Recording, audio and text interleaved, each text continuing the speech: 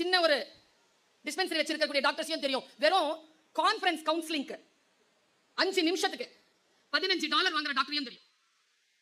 ஆக நாம் எதை படிக்கிறோம் என்பதல்ல. உங்க எல்லாரையும் நான் பார்க்கிறேன். உங்களுக்கு நான் இப்படி சொல்லிட்டு போறேன். நான் இப்பதான் அமைச்சர் கிட்ட பக்கத்துல காதல ஒரு விஷயத்தை சொன்னேன்.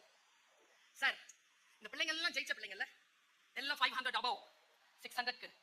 இது இல்லாம இதே சைதாப்பேட்டையில தேடுனீங்கன்னா எனக்கு தெரிஞ்சு ஒரு 500 பிள்ளைங்களாவது கிடைப்பாங்க சார். யார் தெரியுமா? அவங்க எல்லாம் படிக்கவே முடியாது, ஃபெயில் ஆயிரணும்னு அத்தனை விஷயங்களையும் சூழப்பட்டு தொடர்ந்து ஃபெயில் ஆனாலும் கடைசி கட்டத்தில் நான் ஃபெயில் ஆக மாட்டேன் என்று சொல்லி நிமிர்ந்து பாஸ் செஞ்ச குழந்தைகள் இருக்கிறாங்க. அந்த 500 பேரையும் அழைத்து இத்தகைய நிகழ்ச்சியை நீங்கள் அடுத்த வருடம் வைக்க வேண்டும்.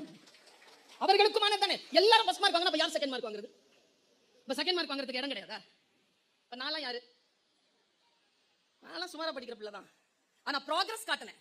ப்ராக்ரஸ் காட்டுகின்ற குழந்தைகள் தான். இப்படி ஒரு ரகசியத்தை சொல்லிவிட்டு போகிறேன் குழந்தைகளே. ஃபர்ஸ்ட் யாரு லாஸ்ட் யாருன்னு இருக்காத, பெஸ்ட் யாருங்கறத பாரு. நீ பெஸ்டா இருக்கறியா?